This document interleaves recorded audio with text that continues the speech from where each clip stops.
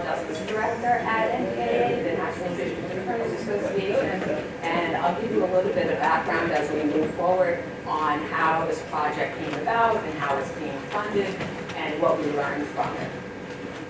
So we are funded by the Office of Juvenile Justice and Delinquency Prevention of the United States Justice Department, and they require us to read this at every presentation that we do. This project is supported by grant number 2019 NU K002, awarded by OJJDP, which is part of the Justice Department. The opinions, findings, and conclusions or recommendations expressed here are those of the authors and do not necessarily reflect those of the Department of Justice. OJJDP priorities are to treat children as children, to serve children at home with their families, in their communities, and to open up opportunities for system-involved youth. So the way that this project came about was back in 2019, the National District Attorneys Association, before I joined, was awarded a grant by OJJDP. And the grant basically covers a comprehensive training program for juvenile court prosecutors and anybody working in juvenile justice. So many of you may know a woman named Susan Broderick, or knew her. Susan had my position at NDAA before me. And when Susan was working at NDAA after the George Floyd murder, Susan began to focus on relationships between youth and police. And she did a webinar that you may have seen with Fred Watts, who's unfortunately since passed away. He was head of the Police Athletic League, and George Mosey, who at one time was first assistant at the Philadelphia DA's office. And they did a webinar together on improving relations between youth and police. And from that, the Justice Department asked NDAA to do more work in that area, and they ended up giving us more funding. Unfortunately, Susan was very sick and passed away in December of 22, but I do want to mention her because she really started this work, and that's how we got here today, is the initiative that was taken by Susan Broderick, who was a former prosecutor in New York City for a very long time, worked at Georgetown for a while, and then went to NDAA. And again, so this work is really something that was started by her before I got to NDAA. So we are funded by OJJDP, so basically everything that we do in all our projects has to be approved by them. It has to be consistent with the priorities that they mentioned. So what happened when we first got the new money, and this was before I got to NDAA, NDAA formed an advisory board that provided feedback and direction on the curriculum and the video. Those were the two deliverables that we got more funding for. So we got money to do a curriculum on how to improve relations between youth and law enforcement, and it can be used by police, by communities, by prosecutors, and we got funded to do a video.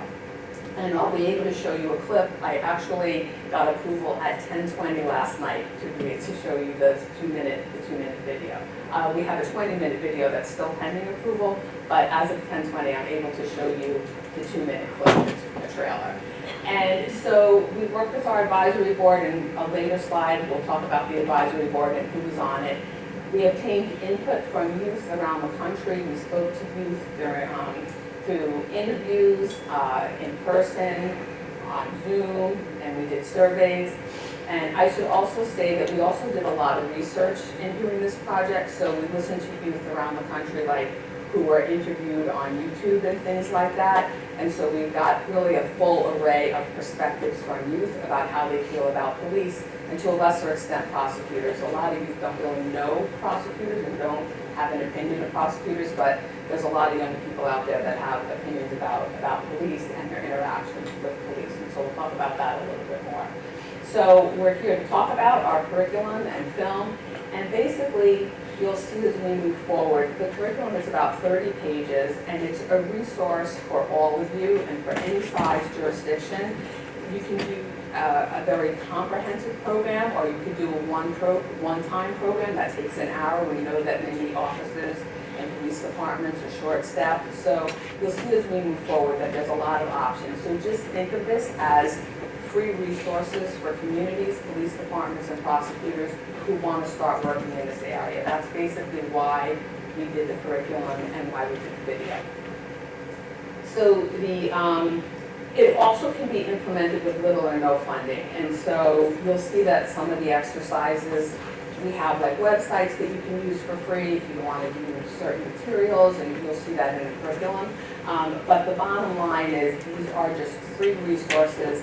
And the one thing that you might need money for if you want to do this, if you're getting youth and police together, everybody that we spoke to around the country says try to have food there. And that's the one thing that like we can't provide in our curriculum, but maybe you could get somebody to donate food, and then you can do this whole thing without any funding other than the time on the part of police and prosecutors and some other volunteers that we'll talk about. So just think of this session as learning about free resources on this particular issue. So some of the goals of the curriculum and the video: number one, to provide positive activities for youth, and all of these activities are basically based on input from youth, and we'll talk about that. Promote positive interactions between youth and law enforcement, prevent encounters from escalating. So a lot of times, as you all know, sometimes there's negative encounters between youth and police on the street, in parks, outside schools, car stops, all those things. And so hopefully this curriculum will help make those encounters more positive and not result in an arrest.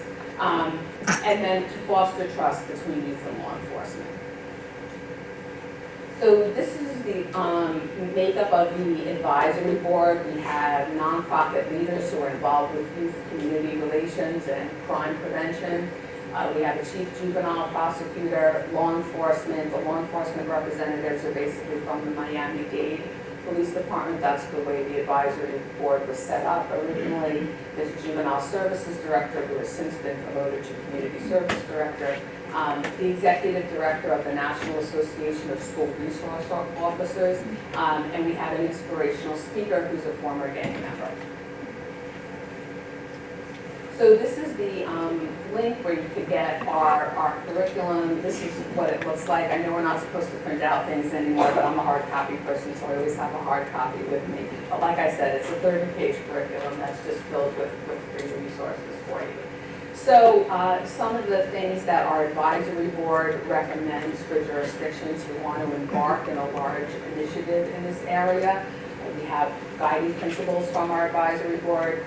We have who to put on a collaborative. They recommend forming a collaborative of all different stakeholders from your community, and that will not only inform the project if you want to embark on a large project, but also bring resources and just having people at the table.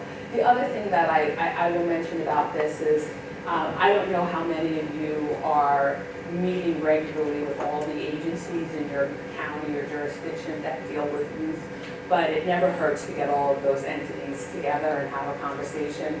To the extent you can do it on a regular basis, it's very, very beneficial, and a lot of good things can come out of that. I mean, starting with number one, talking about specific cases, talking about specific programs, talking about what the community needs to prevent youth crime. I mean, there's so many avenues that can be explored if all of the entities in your jurisdiction are sitting down together. So this may be a mechanism to get people together, to bring everybody to the table. And the reason I mention that, it seems like simple advice, but I've noticed around the country in the work that we do, some of the jurisdictions that have major gun violence among youth, or they don't even know each other because they're so busy trying to fight the gun crime problem. And so there's no collaboration, not because they don't want to collaborate, but just because they don't have time and they're short staffed. So if you're in a position to get everybody together, I think a lot of good can come from it, even beyond a youth and law enforcement relations project. And then, as you'll see in our curriculum, the goal of the advisory board was to have a curriculum that could be implemented among different age groups. And it's basically, the model is where a police officer and a prosecutor go into a school or an after-school program and implement the curriculum over like 9 sessions in total, but each one is designed to be standalone, so that if you want to do one thing for 2 hours and not do a whole program that takes 9 sessions, you can do that, and you can do it without any expense other than time, the labor cost for your hours. So this is a brief overview of the guiding principles that our advisory board recommends for communities. One is to engage youth and law enforcement to come together and form positive relationships, involve youth and law enforcement in the planning and implementation. So depending on who's going to have a lead in your particular county, it's very important to involve both youth and law enforcement and to get them together. Consider diversity. Be careful about who you pick to work with youth. It's a very, very unique part of all of our jobs to work with youth. That it takes a certain type of person who wants to work with youth, who can deal with difficult questions that youth have about police and about prosecutors, and who can, someone who can facilitate and navigate these difficult and challenging issues. The history, it was very important to our advisory board that jurisdictions recognize the history in our country that may impact youth and law enforcement relations in terms of civil rights, police brutality, racial and ethnic disparities in juvenile justice and criminal justice systems. And then finally, the final principle is to start every session or activity with something positive. So these are the entities that our office and the advisory board came up with in terms of who should be part of a collaborative in your community: schools, youth, organizations that work with youth and families, clergy, librarians, probation officers, detention staff, the defense bar, and local business representatives. So imagine, if you're not meeting with all these entities, imagine what good can come out of bringing all these people together in terms of both problem solving and resources, and I said earlier, even beyond youth and law enforcement relations.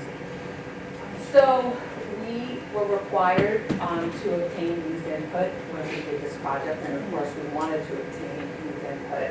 And there's a couple of different ways that you can go about it, and it's really, really important to listen to youth in your own community. As you know, like what youth are saying in Albany County may be different than what youth are saying in Nassau County. So it's really important to get the individual county jurisdiction youth input. And there's a couple of ways that you can go about it. One is to find existing groups that where kids are already meeting or already part of something. So we work with the New York City Youth Leadership Council program, which is a program where different agencies recruit youth who are part of this larger program to be part of a youth leadership council. So NDAA basically has its own youth leadership council. We had 27 youth who worked on their own curriculum, which I'm also going to highlight here. We also met with Girl Scout troops. We met with kids we did a survey with kids in a camp. And so there's all different entities that are already working with kids, and so you can tap into those if you need a starting point. Obtaining consent of the parents is something that can be difficult, and so you're not always going to get consent. Some parents are not going to want their kids participating in this type of project, and overall we were pretty lucky in getting consent, and we even got consent for kids to appear in our video. And so we were very, very lucky for that. One way that you can get around consent is to meet with kids or talk to kids who are 18, because they're adults at that point. So one of the things that we did, we spoke to Albany students who were in the criminal justice program, and that was very helpful. In terms of compensation, you're going to get a lot of resistance, right? Kids and parents and teachers, or whoever's in their life, whatever adults are going to say, well, what's in it for them? And so our grant didn't include like any type of stipends for youth, and so what we did was we offered community service hours, certificates, and letters of appreciation, and the kids who did speak to us seemed very happy with these letters that we wrote on letterhead, and that they would get community service hours. So that's one way to get around the stipend compensation issue. And because that can get involved in labor laws and stuff, so you really have to talk to your jurisdiction about like what kids are allowed to be paid if you want to pay kids for participating and providing input. And another thing that we did was we focused on high school resumes so that the kids could learn how to put like volunteer work into a resume. So that's just one more benefit that they get out of it. So I basically just did research on high school resumes because honestly I never had a resume in high school and was never thinking about having a resume in high school. But there are some really good samples out there, and so we had like a session over resumes for high school students and how to put all your activities and your projects, school projects, on a resume so that they have something for that'll help them in the future as they move forward applying for internships and part-time jobs. So we spoke to youth in different parts of the country, and like I said, we also did research and watched interviews of youth in different parts of the country. And these are some of the themes that were pretty consistent. One is that youth want to have positive relationships with the police. And they want police officers to understand them, to help them, and to serve as mentors. We learned that social media is really impacting the views that young people have about police. And the young people who had no negative interactions with police told us that they have negative views of police officers because of everything that they see on social media. So that's one thing that jurisdictions really should be thinking about, how to counteract that. Youth view the initial approach of police as aggressive. That came up in different jurisdictions. I remember one girl said to me, I come from a cop family and I couldn't believe the way this police officer pulled me over. He made me so scared and I was crying. She was driving in a bus lane. And so those sentiments were pretty consistent no matter where these kids live. And then very importantly, youth described a lot of bad things that were going on in their home, and they described their life as being out late, not because they're committing crimes with their friends, but because their home life is so bad and they need to get out of what's going on at home. And what I think is most important as a takeaway in what some of the kids talked about is that when cops are approaching them at night for being out, they want them to be able to tell the cops what's going on in their home, and that's why they're out, and they want the cops to help them. And they feel that they can't do it when the cops approach them aggressively about being out late, with friends. So that's just something that I think is worth reiterating here.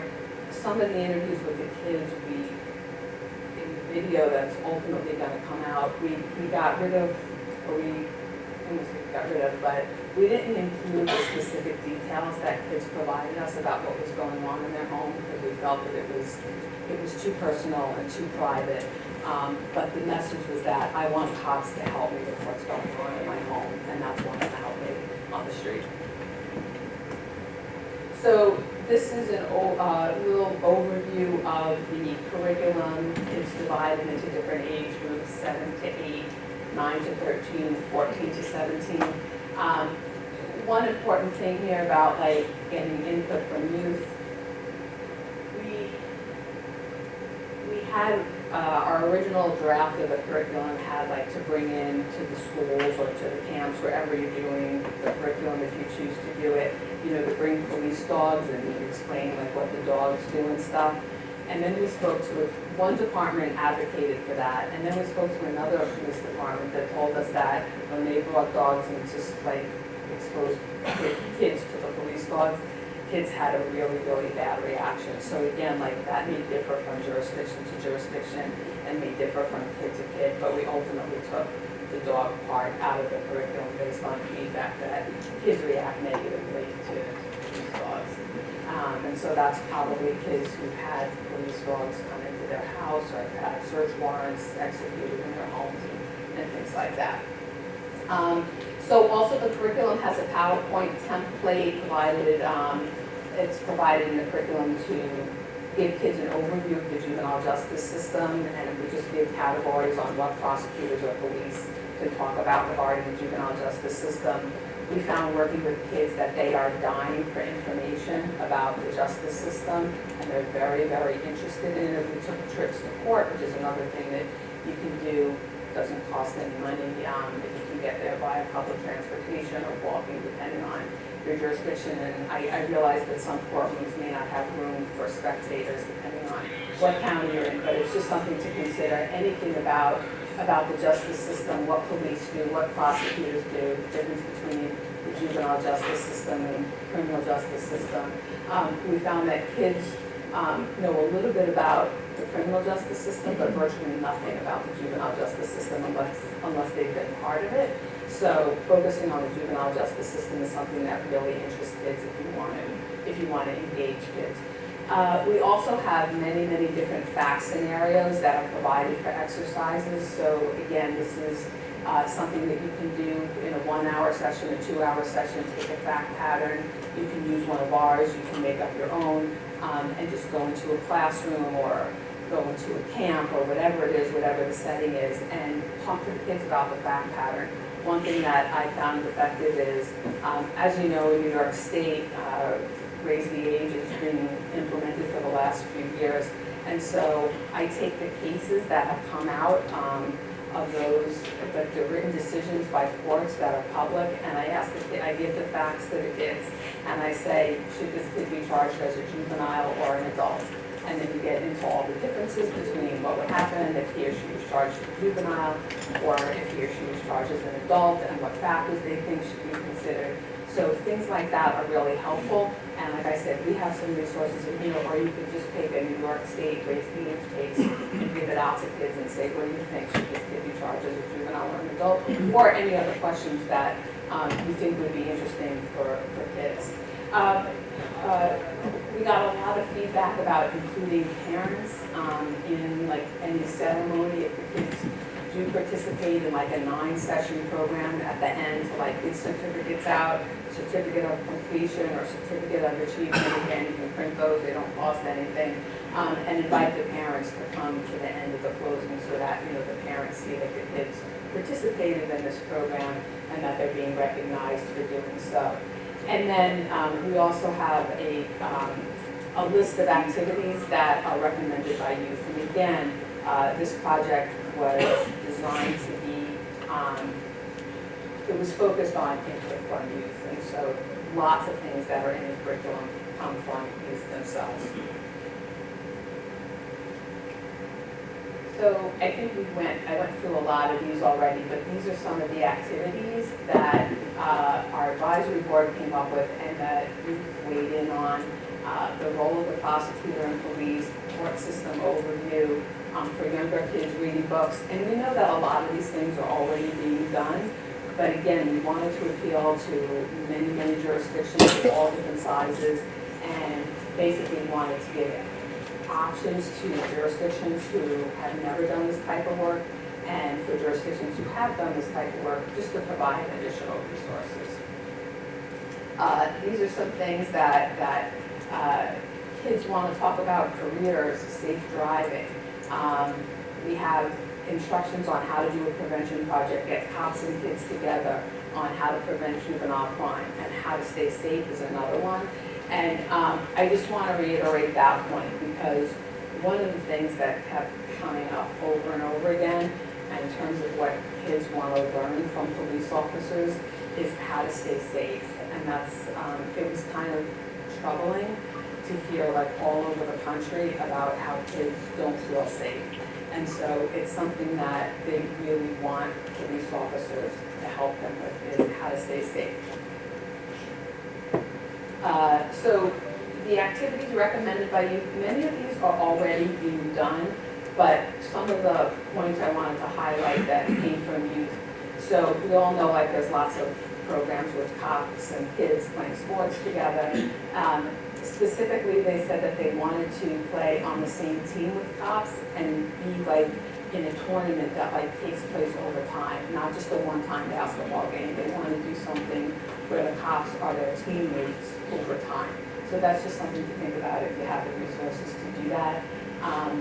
This was another specific suggestion about having the school gym open during the evenings and weekends. There was, concern about kids not having any place to go, age-old concern, but kids basically thought that, more should be done to make schools available as a place where kids can go for activities. And a very specific suggestion was to split the gym so that kids who are not interested in sports have other activities that they can do with cops. And these were the activities, again, that came from kids: jewelry making, informal dance, chess, painting, acting, STEM, and board games. So again, the reason I'm going into all this detail is because it came from kids, and that's really the important point here. That is not coming from me. This is what the kids came up with. Attend classes on positive decision-making taught by police officers. This is kind of related to the safety thing, but again, this is something that youth feel that cops can help them with.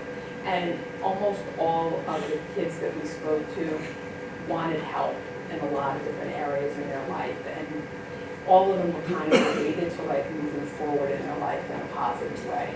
And so they really saw police officers as being able to help them move forward in life in a positive way. Reading helped. Reading came up a lot. Scavenger hunts in nature, I thought that was really creative. How to build a campfire, and neighbors night out. I don't know if this goes on in New York State. This came out of Minnesota, where they said that like police officers bring ice cream to the neighborhood, and then everybody comes out to have ice cream with the police officers, and everybody meets their neighbors that way. So again, these are specific activities that were recommended by young people. Other activities, movie night. I know this is going on somewhere. I did read about this, but kids came up with it on their own. And then having a discussion after the movie. And that's basically for older kids, of course. A gardening event, singing together, playing in an orchestra together, having lunch in a restaurant together, doing activities in a park together, taking pottery class together. And this was in a jurisdiction where like there's no like subways, and so they talked about they wanted the cops to like pick them up, take them to pottery class, and then talk on the way to class and talk through the pottery class while they're making the pottery. Have a cookout, I know that's a common one, and learn about like what police do in a single day and what to do during police encounters. Kids want information on what they should do when they're stopped by the police. And they also want to talk about police brutality. And I remember one girl said specifically, she's like, I want to know that if I'm going to talk to officers, I want to know that they're okay with me asking these difficult questions about the George Floyd murder. So again, just some input from you and what we learned. So again, I mentioned that the curriculum has many case scenarios. Again, another free resource that can be used in classrooms. So most of the scenarios were developed by our advisory board with input from youth. This one I actually included because I did it in my daughter's middle school in Brooklyn, and it was very engaging and very interactive. It's basically a simple, there is such thing as a simple case,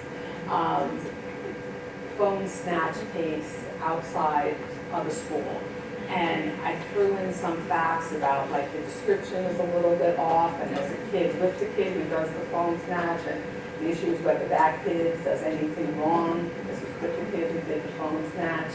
And so there's a lot of questions that you can talk to kids about in this scenario, and it's kind of straightforward.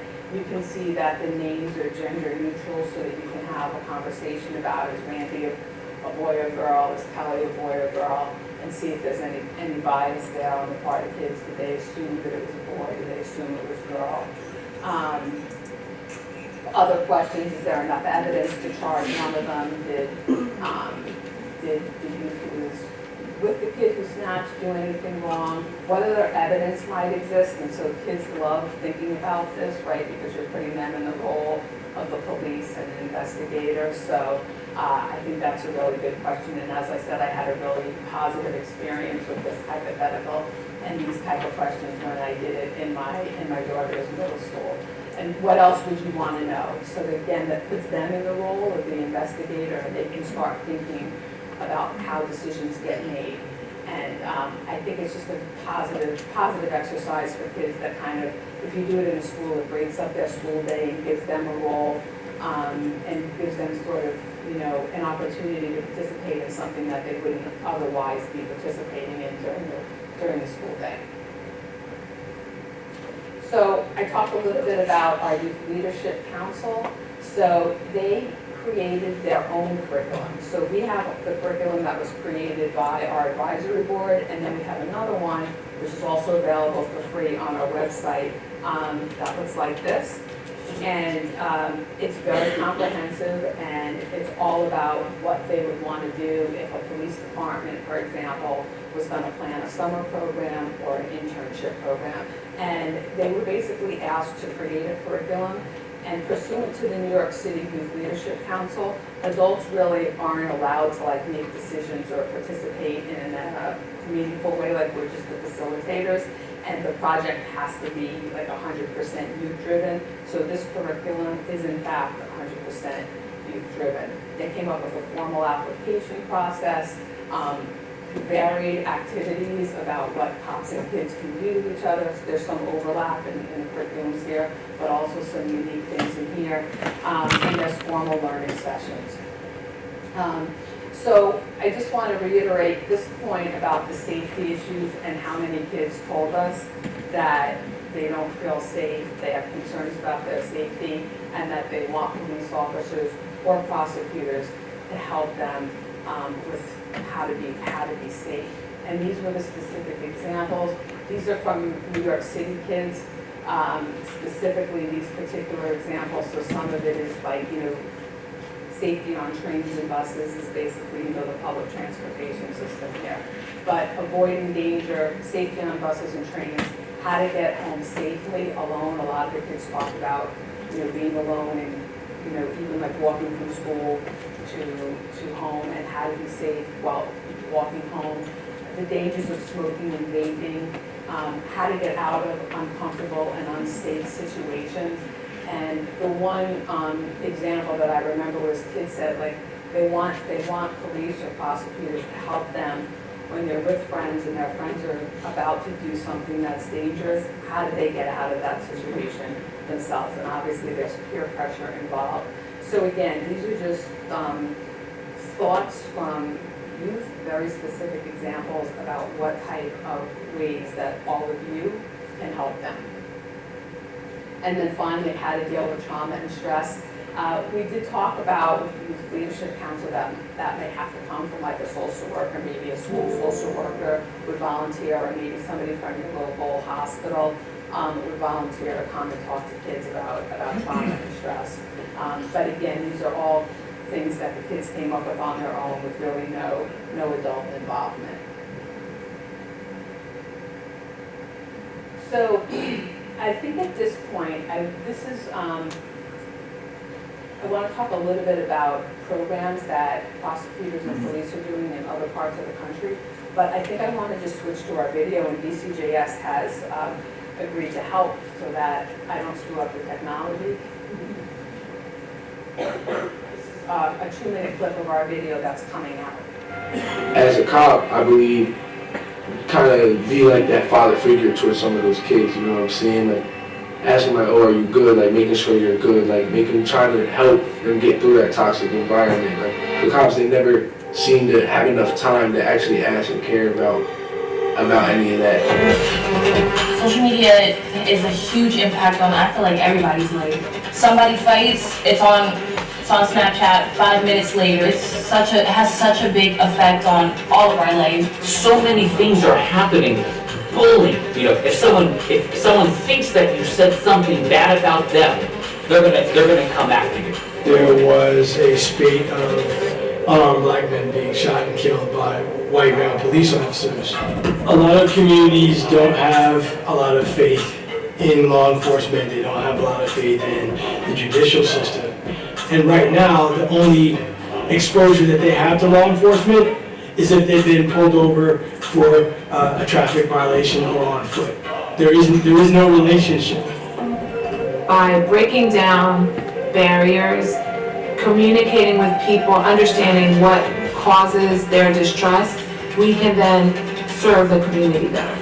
If you're sitting and you feel embarrassed about being respectful to police officers, you have to change your friend group. You need to get away from people like that. You know, you also don't know what's going on in that cop's life. If we emphasize prevention at an early point in the age of the people that we work with, juveniles, then we can do so much to make our communities safer.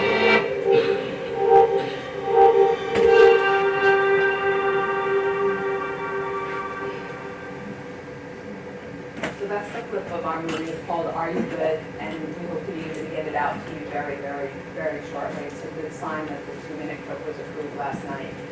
So I just want to switch gears a little bit and talk about some of the things that are going on in other jurisdictions. And I know that New York has lots of great things going on. But just, you know, if you're not applying for grants, just take a look at what's out there. There's a lot of money out there for prosecutors' offices, police departments who want to work on these issues, who want to like embark on prevention initiatives. And so there's one in Los Angeles, which is offering services to families immediately after a gun violence incident that a child is exposed to. So if a child is exposed to gun violence, within 24 hours, this is in the Watts community of Los Angeles, which is, you know, a very high crime area. Within 24 hours, a police officer goes out, not a police officer who's investigating the incident, but a police officer who's collaborating with the nonprofit who goes out to the home to offer services to the whole family, but it's basically based on children being exposed to violence and that being like, that kid is now at risk for, you know, delinquency, assuming there's other things going on that also put that kid at risk. So it's a way to address at-risk kids who are exposed to gun violence. And just, you know, think about like the younger siblings, right, of like all these young kids who are committing gun violence. Think about if we could hopefully like address the younger generation. And then, so that's Los Angeles. That's from an OJJDP grant. So if you're looking at grants for your office and you want to get into this type of work, definitely look at what OJJDP has available. Bureau of Justice Assistance, BJA, that gives you so much federal money out there for creative and interesting projects. So I really encourage you to be proactive about looking for grants in all of these different areas. And then there's a program called Handle with Care. I'm not sure if you're familiar with it. I'm not sure if it's being implemented in New York, but New Jersey is implementing it. It's called something else in New Jersey, but it's known around the country as Handle with Care. And it's basically an initiative where when police respond to an incident where a child has been exposed to trauma, and it could be a crime, it could be a car accident, the police make a notification to the school, and it says handle with care. And what it does is it puts the school on notice that this kid has been exposed to trauma, so that if that kid is acting a certain way, that the teacher is aware and the school is aware that this is a kid who was just like yesterday exposed to trauma. So those are some of the things that grants are funding. This is just a more expansive definition of those programs. The Los Angeles City Attorney's Prosecutor's Office that works with the Children's Institute to implement the first program that I talked about. And then Cumberland County, New Jersey, which is a sort of like suburban, urban, and rural jurisdiction. It meets the New Jersey definition of rural, but not the federal definition of rural. I don't know if we have any rural jurisdictions here. But they're implementing the program that's known as Handle with Care outside of New Jersey. It's called the youth trauma intervention protocol in New Jersey. And they have a bunch of other services and working with other entities to address and help children who have been exposed to trauma and violence, again, as a preventive measure to hopefully prevent these kids from entering the juvenile justice system. I think that concludes my presentation. This is a scan for all our resources, and I'll take any questions that you may have.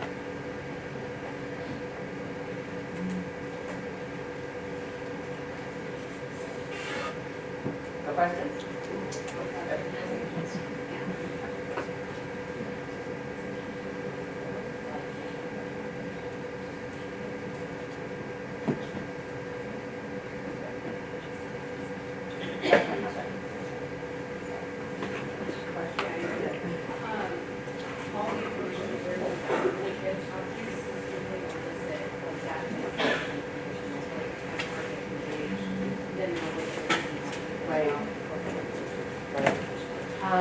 I prepared a list of questions really just off the top of my head, and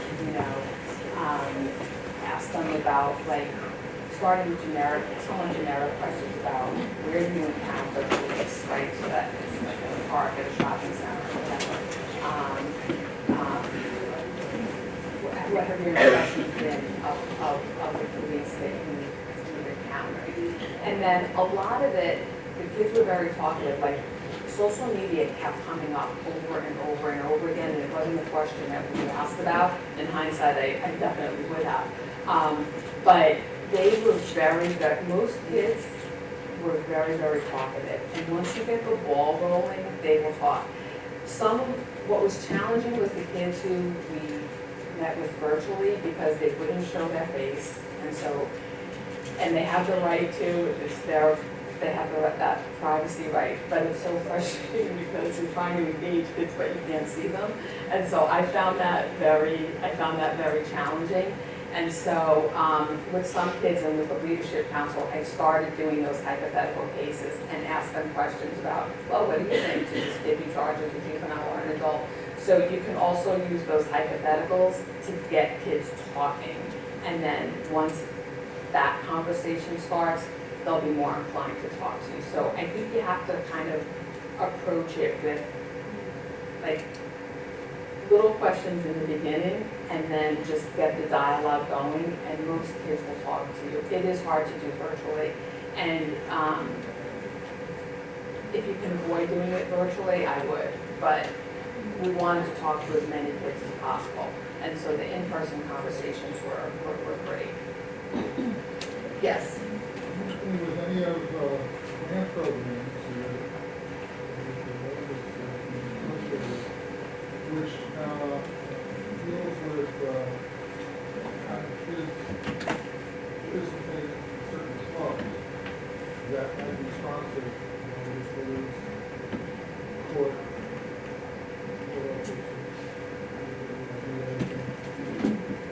any clubs that the Boys and Girls Club, in Berkeley, there's many more beyond that kind of activity not being made available in certain general networks. In Chicago, I think there's a program called West Side Sports. I know the major cities do. Los Angeles has Project Blue, which is a number of different programs under one umbrella. NYPD has a bunch of programs. Miami-Dade has an after-school program that they run. A lot of police departments, especially the bigger ones that have the resources, are doing a ton of work with kids and with programs. We filmed at the Miami-Dade after-school program, and it's an after-school program for at-risk kids. And I think it's wonderful, and they're really trying to fill a gap in the lives of these kids. So there's a lot of programs out there. We didn't highlight them that much in the curriculum because we wanted to provide resources to smaller jurisdictions as well. So we didn't want to be like, oh, this is what Chicago's doing, this is what New York City is doing. But there are a lot of great programs out there. I don't know if there's smaller departments operating youth programs to that extent. There probably are. And every time I see something on the news, whatever, I follow the police department on Facebook. So there's a ton of stuff going on all over the country in terms of Well, programs. the organization, criminal justice personnel who are working with the kind of association that formed amongst folks who are doing, kind of what they're doing. Yeah, I mean, I think there's nonprofits that might be doing it. I don't know them off the top of my head, but I have come across them. So if you want to give me a card, I can go back to my research list that we did in the beginning of this project, and I can share with you what we found. Yes. Two things. I mean, one, I was hoping you put that code back, the QR code back up. But the other was, are there any youth programs that you could talk about that specifically help to focus on getting kids away from guns? So the Miami-Dade program is for kids who've been exposed to gun violence. I'm That's worried the- about the kids who get into groups Yeah. where they get anti-guns. Yeah. Yeah. I know when Chicago talked to us about West Side Sports, they talked about how they have gang members bringing their kids to the program. So I think that communities are using these police programs, if they're not specifically designed for gun violence, to give their kids structured activities with police officers to help keep them away from gun violence. But if you give me a card, I can think more about whether there's specific programs that you're looking for a program that basically is like teaching kids how to stay away from gun violence. Not just providing the activities like during certain hours of the day. Yeah, both. Also Yeah. getting them into Yeah. better circles of friends, better activities, and all that too.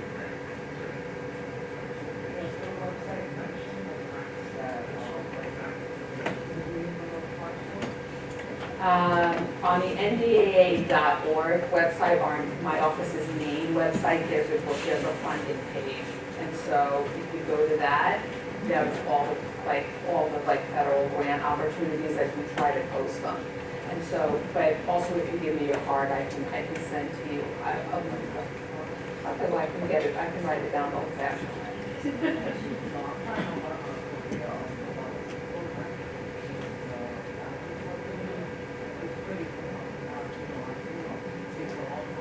Yeah.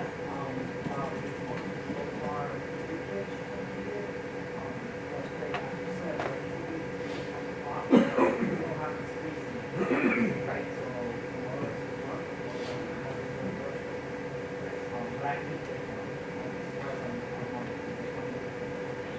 If you're talking about kids under 18, right? Because I don't. Right. Right, and because I don't know that the Department of Labor would cover younger kids, I'm not sure about that, but I would look on their website. But for the younger kids, I would definitely look at OJJDP's website. It's ojjdp.ojp.gov. The federal fiscal year is ending September 30th, so there's going to be a new round of grants coming, like being awarded soon, if they haven't been already, but you want to start like planning for like the next grant cycle.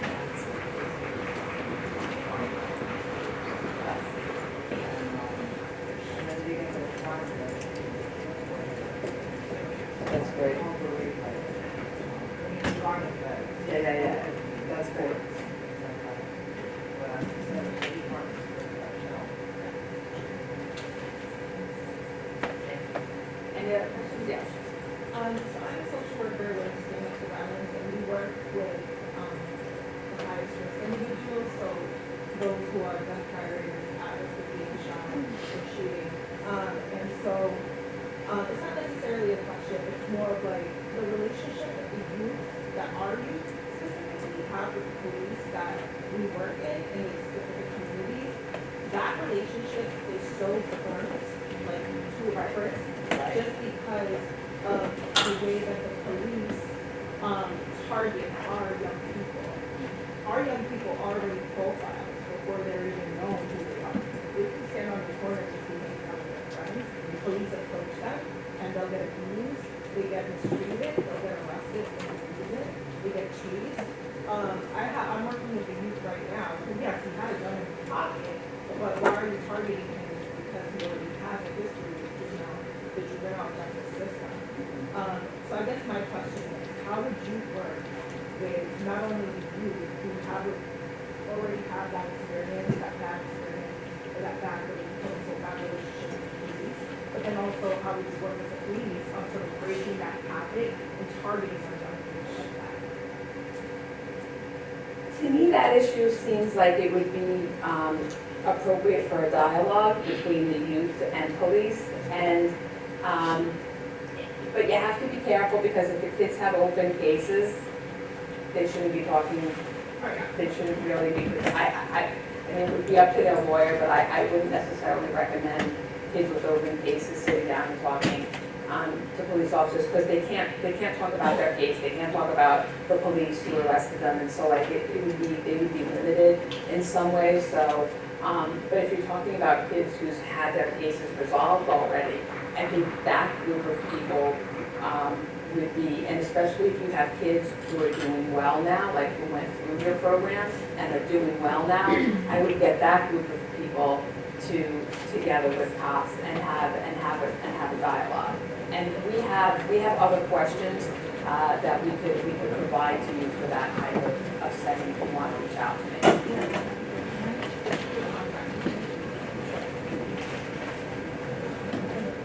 Any other questions? Yes.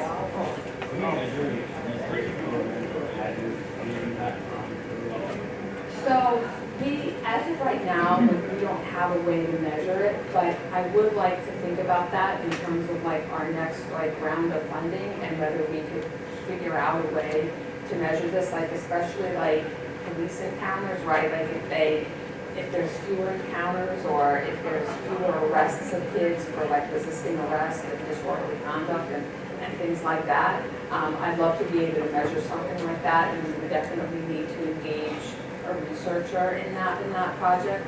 So I think it's something that, definitely we want to think about as like the next step is how best to measure the success of this. And, we define the goals as kind of as simple, like we're not saying like this is going to address gun violence across the country, like we're not saying that, right? We just want to have better interactions between youth and police and have youth and police understand each other better. And it's a hard thing to measure, and we would definitely need a research institution to take that on for us and figure out how to measure that. I heard a lot of mention of people health, so we're just talking So that's what our jurisdiction is. Yeah, I mean, I think that the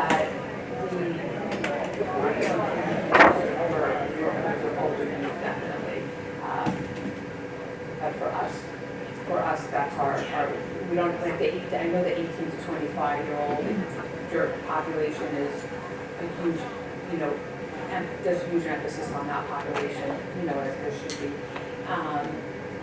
But I think the exercises for older kids can definitely be used for that population. It's just that our jurisdiction doesn't cover it under our particular plan.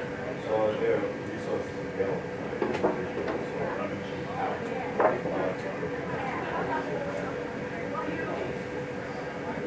Like, for example, I work for all the kids realizing specialized only incarcerated DTI addicts.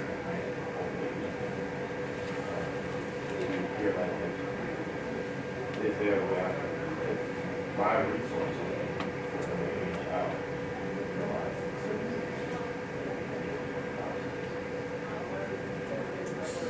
I want to make sure I understand your question, because in terms of services, this isn't like a program for like, it's I mean, it's a program, but it's not a program for like 18 to 25-year-olds who've been involved in juvenile or criminal justice system. But as part of a different program that they're already participating in, or if they are at a meeting or something, the curriculum can be implemented, especially the curriculum for older youth. But it's not like a service per se for kids, for that population or for the younger population. It's more of, I mean, it is a program, but not that, it's not like a rehabilitative program for court involved young people. That's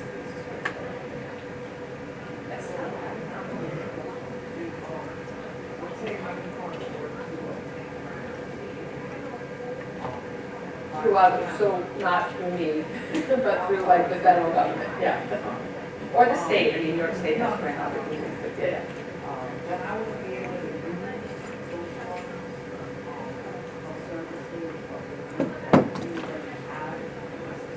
No, I'm not saying that at all. I'm limiting it to the curriculum. For the grant opportunities, you just have to look at the age group that the particular grant opportunity covers. And